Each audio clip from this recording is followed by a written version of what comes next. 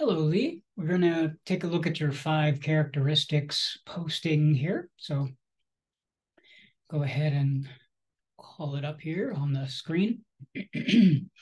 All right. Um, okay, so we'll take a look at just basically the overall posting, get an idea of whether you had any trouble getting your images up there and labeled. I understand that you had to give it a couple of tries, or you had a little bit of trouble getting it up there at first, but it looks like maybe it looks like you did all right. You don't seem to have anything missing, although I'm seeing a lot of the duplicate images here, a lot of the same composition over and over again, obviously. Let's see, we've got my intentions. The goal is to use a simple content. I experiment with several shots. Shot it twice. Simpler images to load. Okay. Feedback. Positive backlit. Okay. Well, let's go right to intensity 3 1.4 then and take a look at what you're talking about here. So you have image here that you're interested in because of the bold look. You have a diagonal. Some of the things that are contributing to the I guess to the weight of this image and to the energy of the image are the diagonals that you are creating here. First, the diagonal, of course, that's happening with the repetition of these bottles going in this direction, but also the crossing of the diagonal in this direction. There's also something that's just slightly askew here, and that's the horizon line. It's not exactly level. And that's going to create a certain sense of sort of disorientation. Even when it's real subtle like that, having that horizon line be just slightly off is going to create that. One thing I will point out here is this tip right here. I'm not sure that we need that tip, nor do we need this curve, because what you're actually doing is creating this very simple sort of repetition that's leading us to a certain point, and then it's being countered by the X here. And what's happening is we have this, which is an area of detail, and this, which is a sort of a arrow or another area of high contrast, which is coming to a point. So it's a very subtle thing and a very particular thing, but it's where the eye starts to go, because our eye is going to follow where the detail is. It's going to rest there, and then we'll have to pull it away if we want it out. So what happens is our eye is going to immediately go directly to the back here and up, because the eye is going to want to go to this area of detail because it renders a thing. It renders this lip right here, whereas the rest of these are simply shapes without really a reference to what they are. But that gives us, whoops, let me jump back to the image, but that gives us just enough of the detail there to tell us that it's a bottle, or at least a wine bottle, whereas this is just a shape. So I would, that you may not have even seen that in your viewfinder because it's so close to the top there, that might have been off just a little bit off of your viewfinder, or maybe not quite as in there. But I think that would tighten up the image quite a bit. Now let's go back and talk a little bit about the same composition here. Now, there will be some exercises where it's very important that we have the composition identical and that we switch the lighting or a particular element because we want a very specific comparison of that one isolated element, and we don't want anything else to move because we want to see how that affects a particular thing. In These exercises, however, I knew you probably thought I was going to have a however in there somewhere. However, these different positions, particularly in the different positions, not the same composition is not necessarily going to be ideal for every position. Um, they will it will change based on the direction of the shadows. It'll change the direction of the light, where it's coming from, the nature of the objects themselves will lend themselves to different locations of that key light, where the light is coming from. And so exploring a variety of compositions to find the ideal sort of arrangement or an ideal situation, or of the variations of ideal situations, that is really a healthy exploration that we want to do. It's more about the sort of how many different solutions can you find than the one solution. Now, I know where you're coming from. You're coming from this background where you're looking for the right answer. And I know by now at this point that you kind of understand where we're going with a lot of these exercises, in that it is there isn't really a right answer that we're looking for. What we're looking for is a process of exploration in order to kind of get to the nature of what it is that we're looking at, the nature of the subject that we're working on. And so in this case, when the light position changes, the composition is not going to be ideal anymore. We would have to figure out what is a better arrangement of those objects, or what's a better position for me to be in if we're outside and on location, in order to capture the most ideal image according to what I'm trying to achieve. And there does come into the play of, well, I was attempting to kind of create this sort of harmony and this sort of repetition in that way, and I can appreciate that point of it. I just want to reemphasize that I'm much more interested in having you explore variation than to find a solution. The finding a solution will put these things on you. If all we're doing is looking outward to try to figure out what the answer is, we're going to be missing all of this stuff around us. So looking for all of the various solutions helps us to sort of navigate all of the possibilities, called the lateral thinking. So that's what I would encourage you moving forward. A lot of times with first projects, it comes down to like feeling it out in terms of what the expectations are. A lot of my students, they're looking for what I'm looking for. They're trying to figure out just what is it that you want. And the answer to that question is, I want you to explore. I want you to spread out, and I want you to discover things that you haven't seen, or things that haven't occurred to you before. And even though you may wind up in a spot that is a total mess, you'll work your way out of it. That's creativity. That's what we intend to do. We want to be in a place where we feel like, I don't know. And that's a healthy place to be in when we're talking about creativity, because only when we get to I don't know do we then start to explore things that are new to us, that are unexpected, and that's how we grow. So I think obviously the techniques are there for you. I'm looking at intensity. I'm seeing that you are handling the variation of the light very well, from the one to the other. You're mitigating the cross, the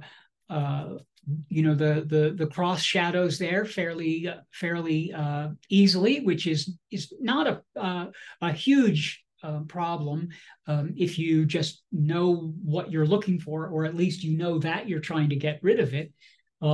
This image here is quite interesting. I like what you're doing quite a bit with the use of an object to create another element that then influences another object. So you have this that is creating the shadow, which is then influencing this object and how it renders and appears, all the while threading it with this along the line here. So that all works very well. Again, we wound up with just a little bit of detail back here that's not, I'm not convinced it's necessary to have that back there. I think that if we lost that little tip there, that the image would tighten up and be a much more clean image that you're looking for and trying to get.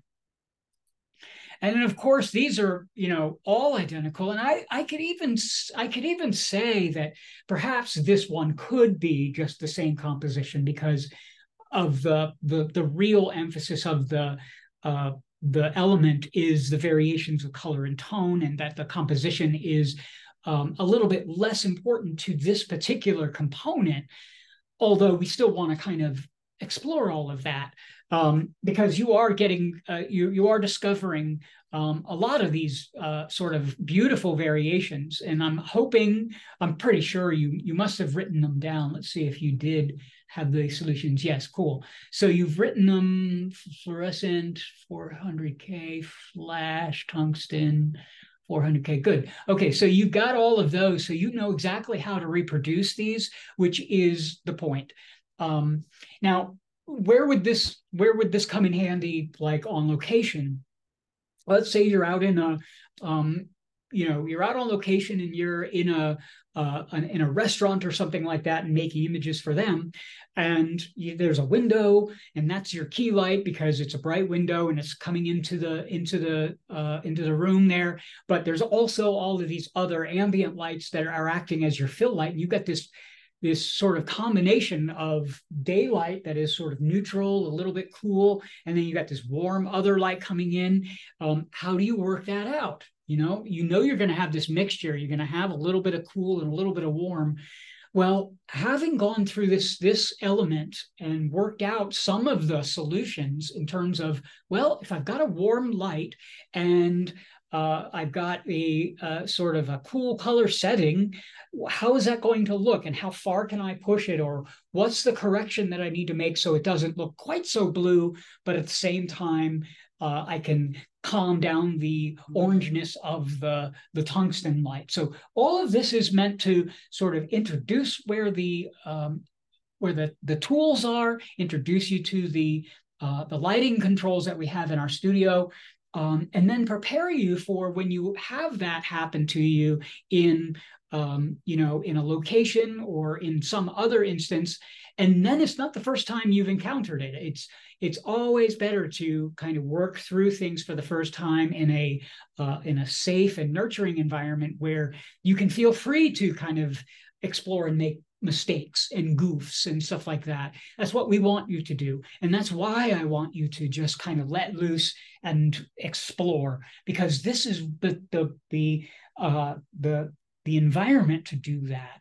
The time to get really sort of narrowed down, that may come at a different time for you. It hopefully won't come. Maybe you'll always find yourself in a loose mode once you get accustomed to it. You feel very sort of relaxed about how you go about making the work. Your work will change and it will take on a whole new presence when you work into that mode. Remember what we talked about before when we said, what are you making the images for?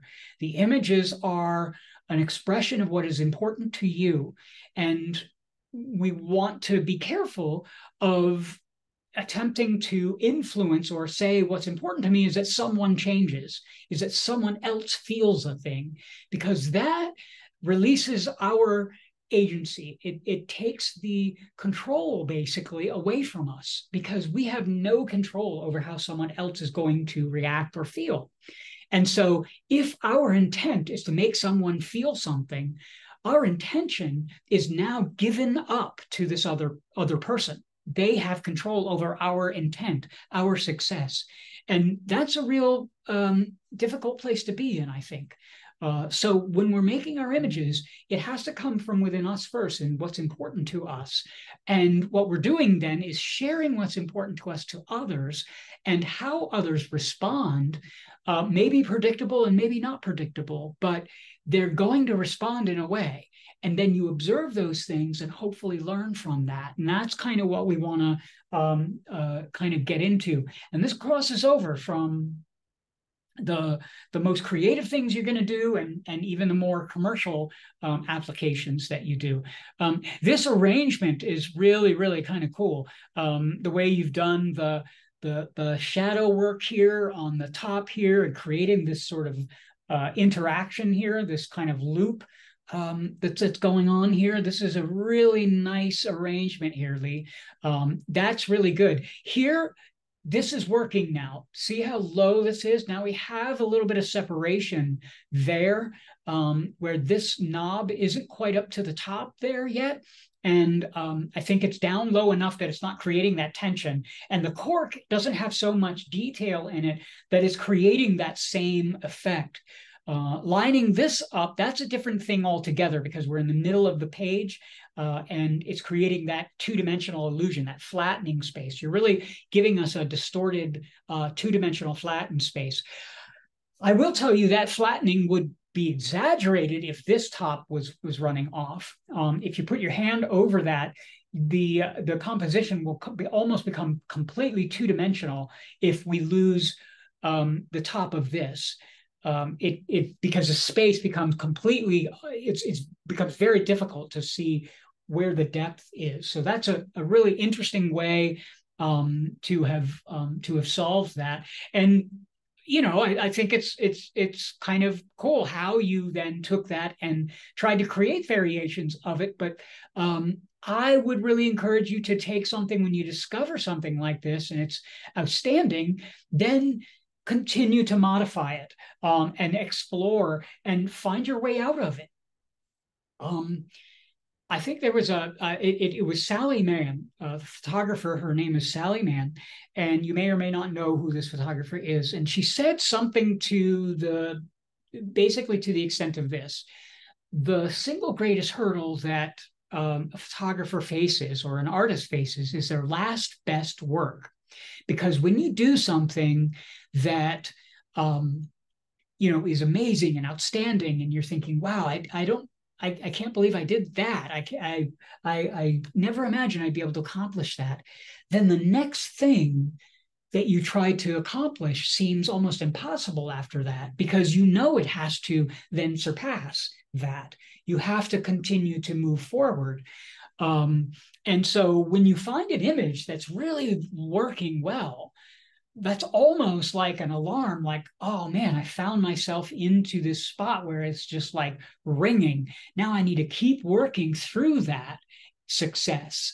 Just like you have to work through things that aren't working. When things are working, you also have to work through it, because you have to get to the next thing. Because a lot of times we hold on to the things that work really well. We don't want to let go of it because it feels good.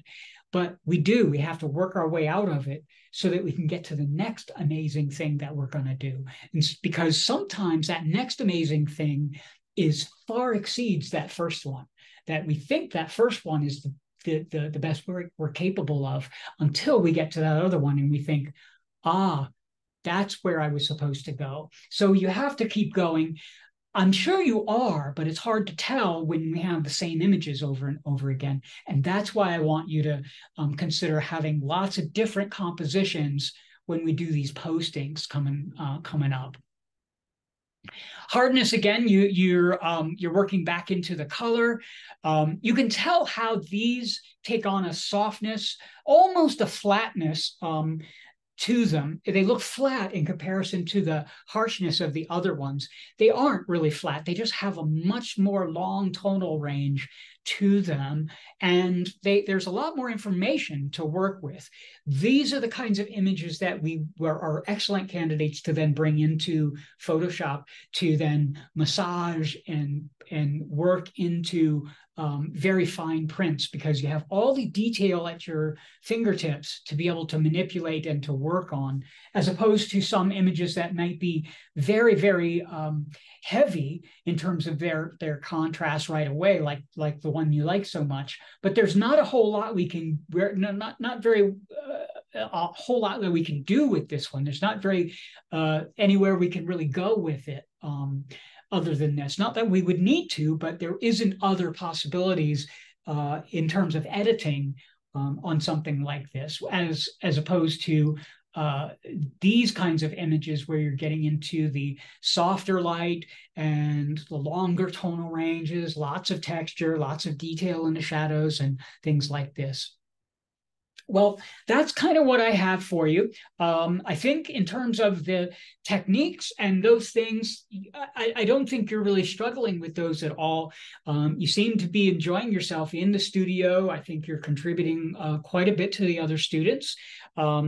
And it's really, it's a pleasure to have you there, because I think you bring a real positive energy to the room. So I appreciate all of that. And I'm really looking forward to seeing how you kind of develop as we move into some of the more personalized projects, where you're going to have a lot more latitude and a lot more freedom and a lot less coming from here are the parameters, here are the things to be, maybe just a simple prompt to say, here's a topic, here is a subject, or here is a form that to work with, and go with it.